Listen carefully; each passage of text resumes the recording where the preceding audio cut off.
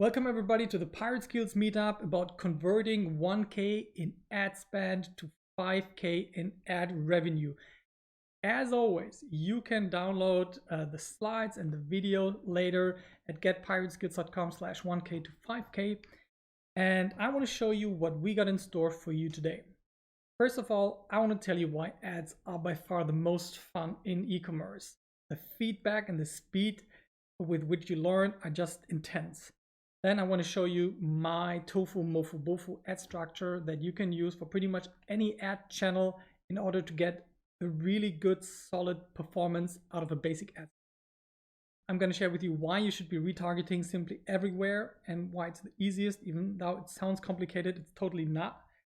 And what is actually complicated are smarter shopping campaigns, and this is why I wanted to introduce you to that, because it's like a magic cheat campaign that works in 8 out of 10 businesses.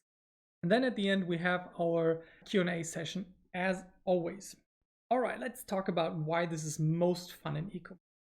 Ads in e-commerce have something really fun.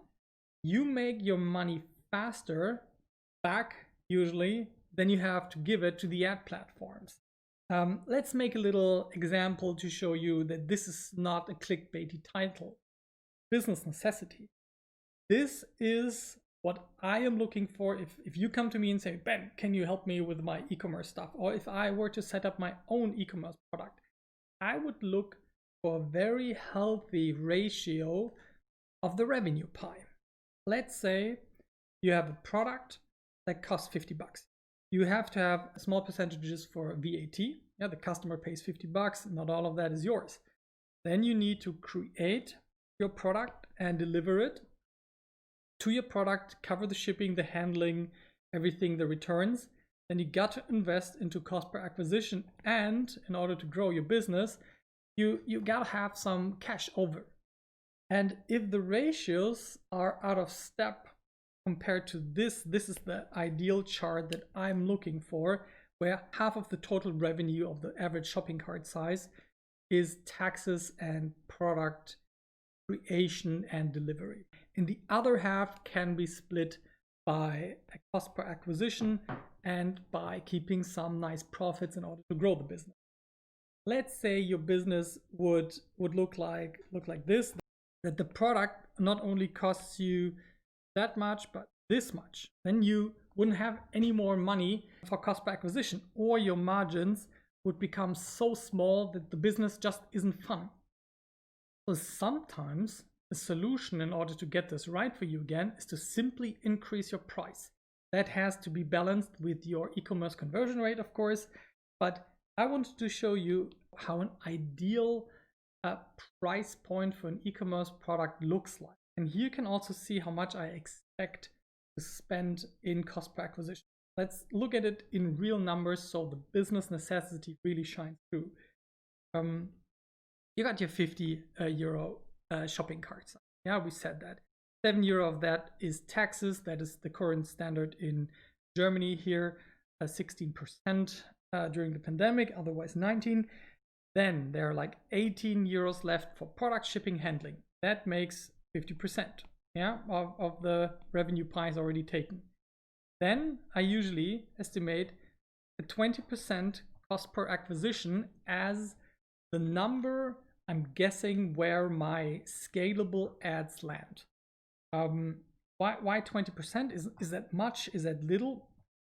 I think it's just the right amount that you're a bit more flexible to have some profits. Yes, there are some nice profits over here, but it's not outlandish. Everybody can make a product where there is a certain margin and where you can afford to invest money in advertising. If you did not plan cost per acquisition into the pricing of your product, you made a mistake, and you will limit impact of the product that you're having.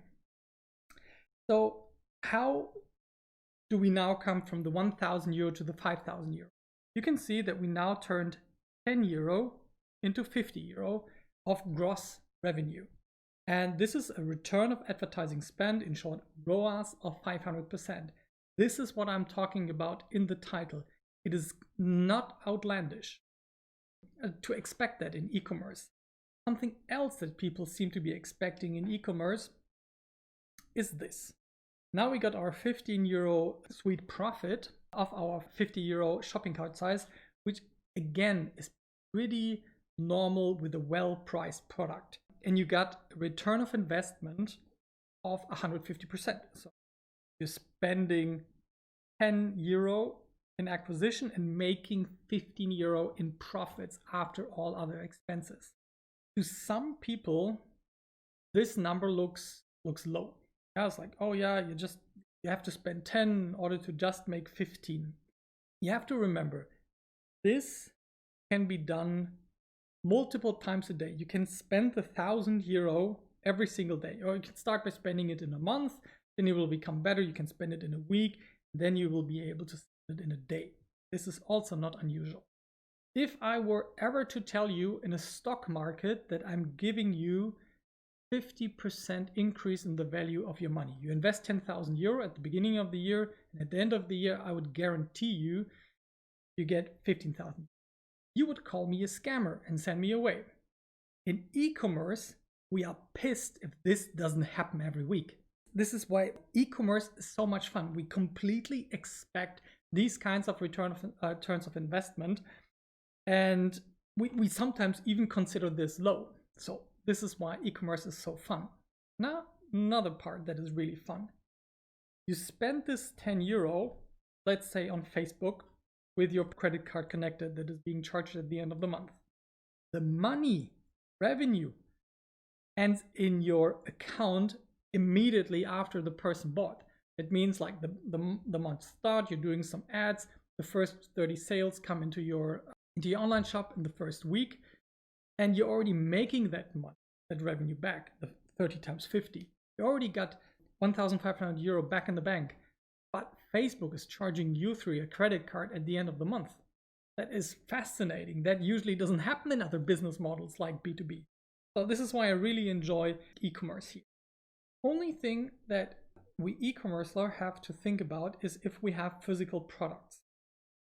If we have physical products, we have to be aware of our inventory situation once we found scaling ads. Because if you don't care, then you suddenly have situations like these here. Yeah, you got some decent growth going, you're slowly starting, now you doubled your sales, bam, inventory was empty.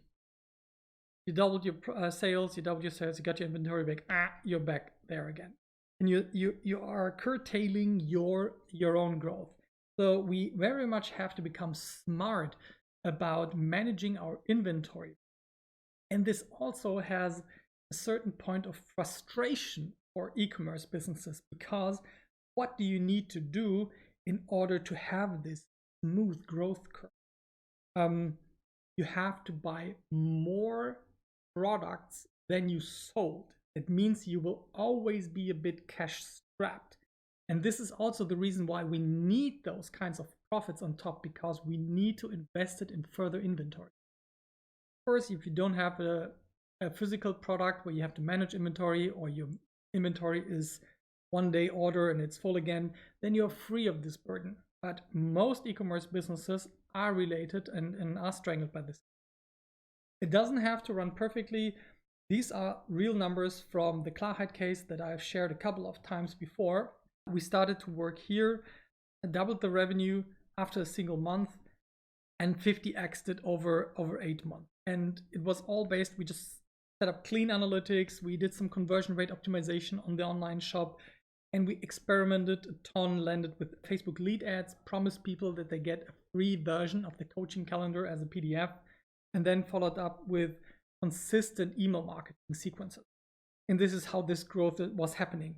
But here and here, there was an empty inventory. You still see there's a nice growth curve, but every time this happened, we were like, And there is an additional very bad side effect of an empty inventory.